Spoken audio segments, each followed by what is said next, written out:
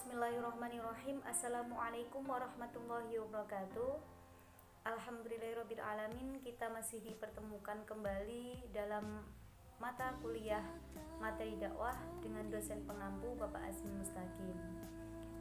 Nah, kami perwakilan dari kelompok 5 yang akan menyampaikan atau mempresentasikan hasil makalah kami yang berjudul menyampaikan materi dakwah. Langsung saja di situ poin A mengenai metode dan teknik dakwah.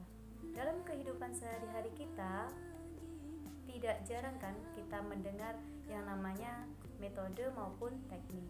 Nah, pengertian dari metode sendiri adalah suatu cara yang dilakukan oleh seseorang agar dapat mencapai tujuan atau hasil yang diinginkan.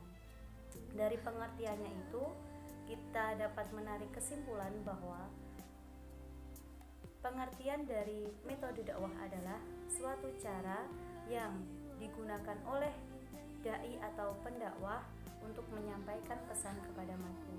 Nah, yang namanya dai pasti mempunyai tujuan, yaitu apa? Tujuannya menyampaikan pesannya kepada mad'u. Nah, dengan menggunakan metode, dai tersebut dapat menyampaikan dakwahnya sesuai dengan metode yang digunakan.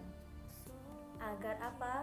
Agar pesan yang disampaikan itu dapat diterima dan dipahami oleh mad'u. Nah, selanjutnya mengenai teknik. Teknik adalah bagian atau unsur dari suatu metode. Nah, dari pengertian tersebut dapat diambil kesimpulan bahwa teknik dakwah adalah cara yang digunakan oleh dai atau mad'u setelah menerapkan suatu metode. Maksudnya gini, kan tadi teknik adalah bagian dari suatu metode. Nah, ketika seorang dai itu memilih metode A, jadi dia itu mempunyai teknik dalam menyampaikan pesannya kepada kepada mad'u setelah dia memilih atau menentukan metode yang digunakan. Jadi itu yang dapat saya sampaikan dari materi A. Kemudian poin B akan dilanjutkan oleh rekan saya. Untuk poin yang selanjutnya yaitu remaja sebagai mitra dakwah. Dan di sini remaja yaitu dianggap sebagai masa istirahat bagi individu untuk menelaah berbagai pekerjaan dan alternatif ideologi sebelum memasuki satu perangkat komitmen yang tetap. Ditemukan bahwa remaja terutama dalam lingkungan universitas akan mengalami tekanan sosial untuk menelaah identitas mereka. Sebagaimana telah kita ketahui, oleh karena proses pendewasaannya, remaja mengalami pertumbuhan serta perkembangan yang menyangkut bidang fisik, emosi, intelektual, sosial, dan lainnya. Mereka sekarang telah mempunyai perasaan keinginan sendiri, perasaan musik sendiri, dan ingin memutuskan suatu perkara itu sendiri. Nah, manusia menjadi sasaran dakwah atau manusia penerima dakwah dan juga menjadi mitra dakwah, baik itu individu maupun kelompok, baik yang beragama Islam maupun non-Islam. Salah satu komponen masyarakat yang mempunyai potensi untuk memakmurkan adalah remaja. Remaja adalah bagian paling penting bagi sebuah bangsa. Pendidikan terhadap remaja menentukan arah keberhasilan sebuah bangsa. Dan pendidikan di Indonesia masih belum dapat membentuk seorang remaja agar bisa menjadi seorang remaja muslim sejati. Ada beberapa upaya untuk menjaga hati remaja yang terangkum dalam kaidah-kaidah bimbingan untuk pendakwah adalah mengikat hati sebelum menjelaskan, mengenalkan sebelum memberi beban, memudahkan bukan menyulitkan, yang pokok sebelum yang cabang, membesarkan hati sebelum memberi ancaman, memahamkan bukan mendikte, dan mendidik bukan membuka aib. Kaidah lain yang relevan adalah keteladanan. Jadi di sini remaja itu sebagai mitra dakwah atau seseorang yang digembleng menurut saya untuk menyebarkan dakwah-dakwah Islam. Jadi bibit-bibit remaja itu sangat penting dan juga merupakan agent of change ya. Remaja itu untuk merubah bangsa, negara, dan agama itu sendiri. Poin selanjutnya adalah teknik penyampaian dakwah. Jadi teknik penyampaian dakwah adalah cara seorang pendakwah untuk menerapkan suatu metode dengan menggunakan bermacam-macam daya tarik untuk menentukan keberhasilan dakwahnya. Nah, kemudian seorang dai itu akan memiliki ciri khas tersendiri untuk menyampaikan dakwahnya. Contohnya seperti dakwah yang dilakukan oleh Habib Syekh. Nah, Habib Syekh itu menggunakan dakwah dengan majelis sholawat. Nah, jadi di majelis sholawat itu ada seperti sendirinya, kemudian ada sholawat yang lain. Kemudian seperti contohnya lagi ada Gus Ali, dan Gus Ali itu terkenal dengan namanya mafia sholawat. Jadi di mafia sholawat itu ada sholawat, kemudian ada penari sufinya, dan ada beberapa contoh yang lain. Nah, jadi seorang pendakwah itu juga harus mampu melakukan bahan yang akan digunakan untuk berdakwah, kemudian menyesuaikan dengan audien atau dengan mad'u. Jadi misalkan mad'unya itu adalah seseorang atau kalangan dari orang yang awam, jadi materi yang harus digunakan adalah materi yang dasar dari contohnya materi tentang keislaman, kemudian materi tentang sholat, puasa, seperti itu. Nah, kemudian seorang dai itu ketika berbicara harus menggunakan bahasa komunikasi yang sehari-hari. Jadi jangan menggunakan bahasa yang terlalu formal.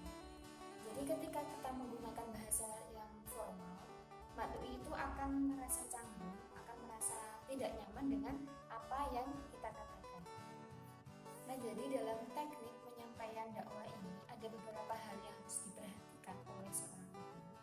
Yang pertama di sini ada penyajian suara. Jadi suara dai itu harus didengar secara jelas, kemudian harus lantang, harus padat dan teratur. Kenapa harus seperti itu? Karena ketika dai itu mengatakannya dengan jelas, kemudian dengan teratur, dengan padat, akan menimbulkan kesan tersendiri kepada mad'u. Oh, ternyata bapak ini kesannya seperti beliau sangat beliau. Nah, misal saja seperti itu. Nah, kemudian yang kedua di sini ada tekanan ekspresi. Jadi yang dimaksud dengan tekanan ekspresi itu yaitu cara mengungkapkan sesuatu, mengungkapkan apa yang kita katakan itu dengan peragaan. Kemudian ada mimik mukanya, kemudian ada gerakan tangan di setiap kita menjelaskan. Nah, jadi kita menyesuaikan dengan apa yang kita jelaskan. Nah, kemudian yang ketiga di sini ada gerakan berbicara. Jadi gerak-gerik seorang dai itu harus lincah dan tidak kaku. Nah, jadi ketika berkomunikasi itu tidak hanya menggunakan bahasa komunikasi yang formal saja, tapi dia juga harus menggunakan bahasa komunikasi yang sehari-hari, yang rileks, yang enak didengarkan oleh mad'u. Nah, kemudian dia itu harus mengadakan komunikasi dengan tatap muka. Kemudian seperti halnya kita sedang berbicara kepada lawan bicara kita. Jadi harus memperhatikan tatapan muka. Selanjutnya adalah pandangan mata. Jadi pandangan mata itu sangat penting dalam proses dakwah.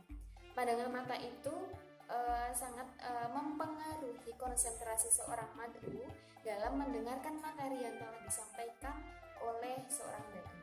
Nah, jadi ketika seorang dai tidak mau melakukan kontak mata secara langsung dengan mad'unya dalam penyampaian materi dakwahnya, maka secara otomatis mad'u itu akan merasa bosan dengan apa yang dikatakan oleh dai.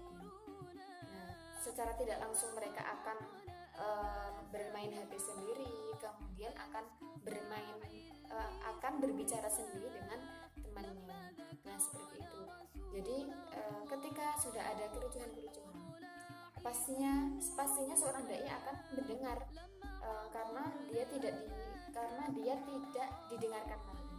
Nah, berangkat dari itu seorang dai akan tidak percaya diri dengan dirinya sendiri. Kemudian dia merasa bahwa apa yang telah disampaikan itu tidak maksimal, apa yang disampaikan itu tidak berbobot lagi karena tidak ada yang mendengarkannya berbicara. Nah, seperti itu. Jadi pandangan mata itu sangat penting dalam proses pendakwahan. Nah, sekian presentasi dari kelompok kami, kelompok 5. Terima kasih kepada Bapak dosen dan kepada teman-teman yang telah menonton, menyimak dan memahami video yang telah kami sajikan. Kemudian kami juga minta maaf atas kesalahan dan kekeliruan kami dalam penulisan makalah maupun pembuatan video. Semoga video dan makalah yang kami sajikan dapat bermanfaat kepada kami sendiri dan kepada kalian semua.